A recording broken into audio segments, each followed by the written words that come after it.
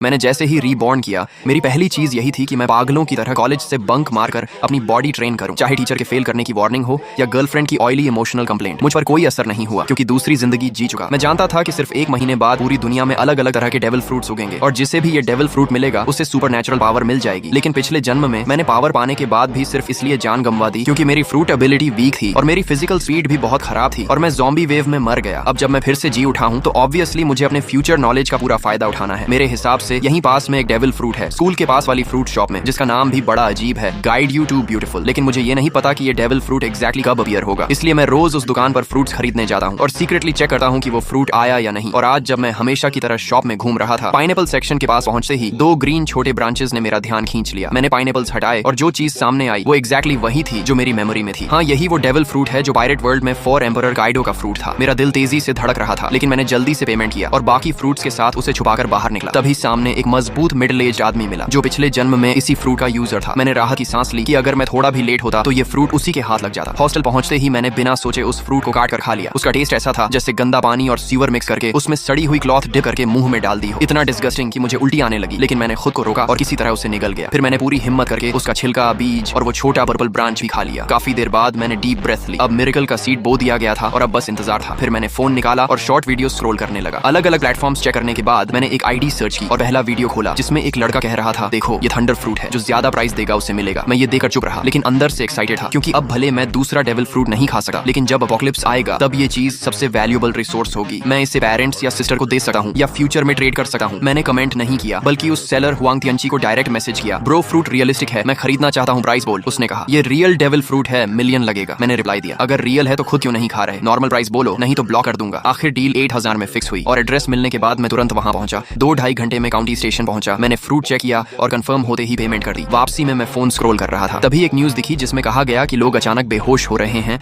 और उनके शरीर पर स्पॉट्स आ रहे हैं। एक्सपर्ट्स इसे न्यू फ्लू बता रहे थे, लेकिन ये वही साइन था जो पिछले जन्म में अपोकलिप्स से पहले आया था। मैं तुरंत हॉस्टल भागा और बैग्स सामान लेकर निकलने लगा। तभी पीछे से चीख सुनाई दी और कई लोग गिरने लगे, उनके शरीर पर स्पॉट्स आने लगे। अचानक प्रेशर आया और सब फ्रीज हो गए। फिर जो बेहोश थे वो म्यूटेट होकर ज़ॉम्बीज बन गए और डॉर्म्स से बाहर भागने लगे। इस केओस में मुझे अपने अंदर ब्लड लाइन पावर एक्टिवेट होती महसूस हुई। मेरा शरीर ट्रांसफॉर्म होने लगा, स्किन पर ड्रैगन स्केल्स आए, सिर पर हॉर्न्स और हाथ क्लॉज बन गए। मैं बीस्ट फॉर्म में बदल गया। अब मेरी स्ट्रेंथ, स्पीड, डिफेंस, रिकवरी सब बढ़ चुकी थी। तभी 2 ज़ॉम्बीज ने मुझ पर हमला किया, लेकिन मैंने उन्हें तुरंत उड़ा दिया। फिर एक और ज़ॉम्बी आया जिसे मैंने फायर ब्रेथ से खत्म कर दिया, लेकिन इससे मेरी स्टेमिना काफी कम हो गई क्योंकि डेविल फ्रूट पावर स्टेमिना पर डिपेंड करती है। मैं काइडो जैसा मॉन्स्टर नहीं था, इसलिए पूरी पावर यूज नहीं कर सका था।